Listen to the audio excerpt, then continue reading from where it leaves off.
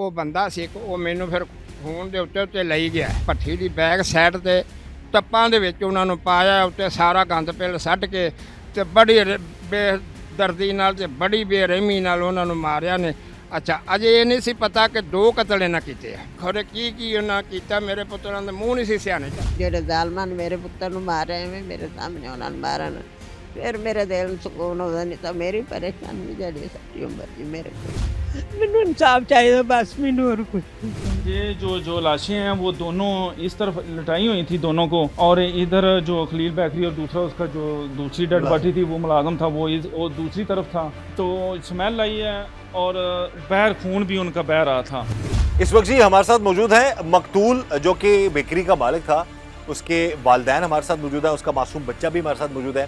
और ये वो जगह है, वो फैक्ट्री है, वो मसलन वो कारखाना और बेकरी टाइप जगह थी जहाँ पर उस शख्स को जो है बड़ी बेरहमी से ख़त्म किया गया, कत्ल किया गया। बात करते हैं मकतूल के वालिदैन से। सबसे पहले जी बड़ा अफसोस है, मैं अल्लाह ताला आप लोगों को सब्र दे। ये बताएं कि ये जो जिन्होंने मारा है, ये इनका क्या मसला चल रहा था आपके बेटे? ਇਹ ਬੇਟਾ ਇਹਨਾਂ ਦਾ ਮਸਲਾ ਤਾਂ ਚੱਲਦਾ ਆਉਂਦਾ 4-5 ਸਾਲ ਤੋਂ। अच्छा, ਇਹ ਬੰਦਾ ਬਹੁਤ ਵੱਡਾ ਨਸ਼ਈ ਸੀ, पहला काम करते रहे फैक्ट्री? ਕੰਮ ਕਰਦੇ ਰਹੇ ਬੈਕਰੀ बेकरी। ਪਿੱਛੇ ਵੀ ਬੈਕਰੀ ਸੀ ਪਹਿਲਾਂ, ਉੱਥੇ ਵੀ ਕਰਦੇ ਰਹੇ ਨੇ। ठीक। ਉਹ ਤੋਂ ਫਿਰ ਇੱਥੇ ਆ ਗਏ, ਇੱਥੇ ਵੀ ਕਰਦੇ ਰਹੇ ਨੇ। ਕਦੀ ਨੱਸ ਜਾਂਦੇ ਸੀ, ਕਦੀ ਭੱਜ ਜਾਂਦੇ ਸੀ, ਕਦੀ ਬਾਹਰ ਆਪਦੇ ਪੁੱਤਰਾਂ ਨੂੰ ਵੀ ਨਿਸ਼ਾਲ ਜਾਂਦਾ ਸੀ। ਹੌਲੀ ਹੌਲੀ ਕਰਦਿਆਂ ਨਾ ਬੰਦਿਆਂ ਨੇ ਇਹਨੂੰ ਇਹ ਗੱਲ ਕਹੀ ਵੀ ਖਲੀਲ ਆਮਦਾ ਦਫਾ ਕਰ, ਪੈਸੇ ਛੱਡ ਦੇ, ਪੈਸੇ ਅੱਲਾ ਹੋਰ ਦੇਗਾ ਤੇ ਇਹਨਾਂ ਨੂੰ ਮਗਰੋਂ ਲਾ ਦੇ। ਉਹਨਾਂ ਦਾ ਹਿਸਾਬ ਕਿਤਾਬ ਕਰਕੇ ਇਹਨੇ ਉਹਨਾਂ ਨੂੰ ਕੱਢ ਦਿੱਤਾ। ਉਹਨਾਂ ਫਿਰ ਮਿੰਨਤਾਂ ਤਰਲੇ ਕਰਕੇ ਆਖਿਆ ਵੀ ਐਵੇਂ ਜਿਹੜੇ ਮੇਰੇ ਨਿੱਕੇ ਮੁੰਡੇ ਨੇ 2, ਇਹਨਾਂ ਨੂੰ ਰੱਖ ਲਓ, ਇਹਨਾਂ ਦਾ ਮੈਂ ਪੈਸੇ ਕਟਵਾਈ ਜਾਂਦਾ। ਲਓ ਜੀ, ਉਹ ਚਲੇ ਗਏ ਨੇ। 5-6 ਦਿਨਾਂ ਬਾਅਦ ਇਹ ਪ੍ਰੋਗਰਾਮ ਬਣਾ ਕੇ ਤੇ ਫਿਰ ਰਾਤ ਆਏ ਨੇ ਪੀਕਅਪ ਤੇ। अच्छा। 5-6 ਜਣੇ। ਫਿਰ ਸਵੇਰ ਇਤਵਾਰ ਦੀ ਸਵੇਰ ਮੇਰੀ ਨੂੰਹ ਨੇ ਨਾਲ ਮੇਰੀ ਭਤੀਜੀ ਹੈ, ਨਾਲ ਮੇਰੀ ਨੂੰਹ ਹੈ, ਉਹਨੇ ਮੈਨੂੰ ਫੋਨ ਕੀਤਾ ਕਿ ਅੱਬੂ ਜੀ ਇਸ ਤਰ੍ਹਾਂ ਨਾ ਪਤਾ ਕਰੋ, ਕੱਲ੍ਹ ਦਾ ਘਰ ਨਹੀਂ ਆਇਆ। ਮੈਂ ਆਖਿਆ ਵੀ ਬੇਟਾ ਹੁਣ 4 ਵਜੇ ਨੇ ਤੇ ਜ਼ਾਨਾਂ ਪੜ੍ਹਿੰਦੀਆਂ ਪਈਆਂ ਨੇ ਤੇ ਮੈਂ ਗਿੱਟਿਆਂ ਗੋਡਿਆਂ ਤੋਂ ਤੁਰਿਆ ਤੇ ਕੰਧ ਤਾਂ ਮੈਂ ਨਹੀਂ ਟੱਪ ਸਕਦਾ। ਉਹਨੇ ਮੈਂ ਨਮਾਜ਼ ਪੜ੍ਹ ਕੇ ਤੇ ਮੁੰਡੇ ਨੂੰ ਠਾਣਾ ਤੇ ਉਹ ਕੋਈ 2 ਮੁੰਡੇ ਠਾਏਗਾ ਤੇ ਫਿਰ ਪਤਾ ਕਰਨੇ। ਉਹਨਾਂ ਚਿਰ ਨੂੰ ਜੀ ਉੱਧਰ ਵੀ ਸਾਡੇ ਨਾ ਉਹ ਪਰਲੀ ਗਲੀ 'ਚ ਵੀ ਰਿਸ਼ਤੇਦਾਰ ਸਨ, ਮੇਰੀ ਨੂੰਹ ਨੇ ਉੱਧਰ ਵੀ ਫੋਨ ਕਰ ਦਿੱਤਾ, ਉਹ ਵੀ ਆ ਗਏ। ਉਹਨਾਂ ਆਣ ਕੇ ਨਾ ਤੇ ਜੰਦਰਾ ਤੋੜਿਆ। ਜਿਹਲੇ ਮੈਂ ਆਇਆ ऐसे फैक्ट्री का? ਹਾਂਜੀ, ਇਸ ਬੇਕਰੀ ਦਾ ਤਾਲਾ ਉਹਨਾਂ ਤੋੜਿਆ। ਤੋੜ ਕੇ ਜਿਹਲੇ ਅੰਦਰ ਆਏ ਆ ਤੇ ਉਹਨਾਂ 'ਚ ਨੂੰ ਮੈਂ ਆ ਗਿਆ। ਇੱਥੋਂ ਤੱਕ ਮੇਰੇ ਪੁੱਤਰ ਦੇ ਖੂਨ ਦਾ ਰੇੜ ਆਇਆ। यानी बता रहे हैं कि यहाँ तक खून बह रहा था, बाहर से वो बाहर तक जा रहा था और अंदर से खून आ रहा था। ਖੂਨ ਆ ਰਿਹਾ ਤੇ ਮੈਂ ਫਿਰ ਉਹ ਬੰਦਾ ਸੀ ਇੱਕ, ਉਹ ਮੈਨੂੰ ਫਿਰ ਖੂਨ ਦੇ ਉੱਤੇ ਲਈ ਗਿਆ। ਪਿਛਲਾ ਭੱਠੀ ਦੀ ਬੈਕ ਸਾਈਡ ਤੇ ਟੱਪਾਂ ਦੇ ਵਿੱਚ ਉਹਨਾਂ ਨੂੰ ਪਾਇਆ, ਉੱਤੇ ਸਾਰਾ ਗੰਦ ਪਿਲ ਸੱਟ ਕੇ ਤੇ ਬੜੀ ਬੇਦਰਦੀ ਨਾਲ ਤੇ ਬੜੀ ਬੇਰਹਿਮੀ ਨਾਲ ਉਹਨਾਂ ਨੂੰ ਮਾਰਿਆ ਨੇ। ਅੱਛਾ, ਅਜੇ ਇਹ ਨਹੀਂ ਸੀ ਪਤਾ ਕਿ 2 ਕਤਲ ਇਹਨਾਂ ਕੀਤੇ ਆ। उਦੋਂ तो नहीं लगा इको ਮੈਂ ਉਹ ਨਾ ਮੇਰੇ ਖਲੀਲਾਂ ਦੇ ਪੁੱਤਰ ਦਾ ਗੋਡਾ ਨੰਗਾ ਸੀ ਤੇ ਮੈਂ ਗੋਡਾ ਵੇਖ ਕੇ ਮੈਂ ਕਿਹਾ ਤੇ ਮੇਰੇ ਪੁੱਤਰ ਦਾ ਗੋਡਾ, ਤੇ ਮੇਰਾ ਹੌਸਲਾ ਨਹੀਂ ਪਿਆ, ਮੇਰੀ ਅਗਾ ਹਿੰਮਤ ਨਹੀਂ ਪਈ। ਮੈਂ ਬਾਹਰ ਆ ਗਿਆ। ਜਦੋਂ ਮੈਂ ਬਾਹਰ ਆ ਕੇ ਤੇ ਮੰਜੇ ਤੇ ਰੋਣ ਲੱਗ ਪਿਆ। ਉਹਨਾਂ 'ਚ ਨੂੰ ਫਿਰ ਪੁਲਿਸ ਨੇ ਆਖਿਆ ਵੀ ਹੁਣੇ ਆਂਦੀ ਵੀ ਲਾਹੌਰੋਂ ਟੀਮ ਉਹ ਬਾਹਰ ਕੱਢੇਗੀ, ਉਹ ਤੋਂ ਹੀ ਸਾਰਾ ਕੁਝ ਲਾਵੇ। ਲਓ ਜੋ ਲਾਹੌਰੋਂ ਟੀਮ ਆਈ ਹੈ, ਉਹ ਆਣ ਕੇ ਫਿਰ ਉੱਤੋਂ ਲਵਾਇਆ ਸਾਰਾ ਕੁਝ। ਫਿਰ ਪਤਾ ਲੱਗਾ ਵੀ ਨਾਲ ਉਹ ਮੁਲਾਜ਼ਮ ਦੀ ਲਾਸ਼ ਨਾਲ ਪਈ ਐਡੀ ਬੇਦਰਦੀ ਨਾਲ।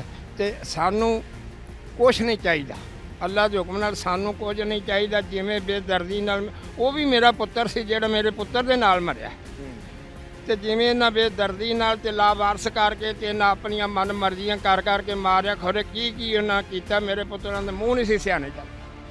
ਤੇ ਅੱਲਾ ਵਾਸਤੇ ਕਰਕੇ ਤੇ ਸਾਨੂੰ ਤਾਂ ਇਨਸਾਫ ਚਾਹੀਦਾ। ਤੁਹਾਨੂੰ ਹੱਥ ਜੋੜਨ ਦੀ ਜ਼ਰੂਰਤ ਨਹੀਂ। ਪੁਲਿਸ ਨੇ ਕਾਰਵਾਈ ਕੀਤੀ, ਬੰਦੇ ਫੜ ਲੈਣ ਤੁਹਾਡੇ ਸਾਰੇ? ਬੰਦੇ ਫੜ ਲਏ ਜੀ, ਸਾਰੇ ਬੰਦੇ ਵੀ ਫੜ ਲਏ ਨੇ, ਉਹ ਸਾਰਾ ਕੁਝ ਮੰਨ ਵੀ ਗਏ। ਮਾਂ ਜੀ ਤੁਸੀਂ ਕੀ ਕਹੋਗੇ, ਸਾਰੇ ਕੀ ਅਪੀਲ ਕਰਨਾ ਚਾਹੋਗੇ? ਜਿਹੜੇ ਜ਼ਾਲਮਾਂ ਨੇ ਮੇਰੇ ਪੁੱਤਰ ਨੂੰ ਮਾਰਿਆ ਐਵੇਂ ਮੇਰੇ ਸਾਹਮਣੇ ਉਹਨਾਂ ਨੂੰ ਮਾਰਨ, ਫਿਰ ਮੇਰੇ ਦਿਲ ਨੂੰ ਸਕੂਨ ਹੋਦਾ। ਨਹੀਂ ਤਾਂ ਮੇਰੀ ਪਰੇਸ਼ਾਨੀ ਜਿਹੜੀ ਸਾਰੀ उम्र ਦੀ ਮੇਰੇ ਕੋਲ। बड़ा जी दुख का मामला होता है जब वालिदैन को। होती पई मेरा बेटा जी मेरे घर आंदा, मैनू नहीं नजर आ।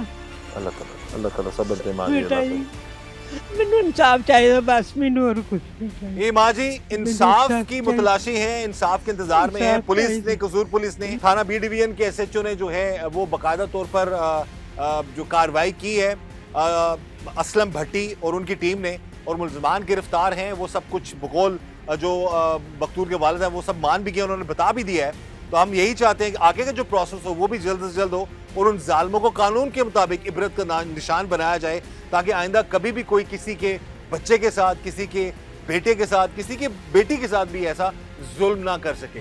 इस वक्त जो हमारे साथ मौजूद हैं वो ऑफिसर जिनको 15 पर कॉल मौसूल हुई थी और बताया गया था कि यहाँ पर 2 लाशें जो हैं वो पड़ी हैं कारखाने में। बात करते हैं इनसे।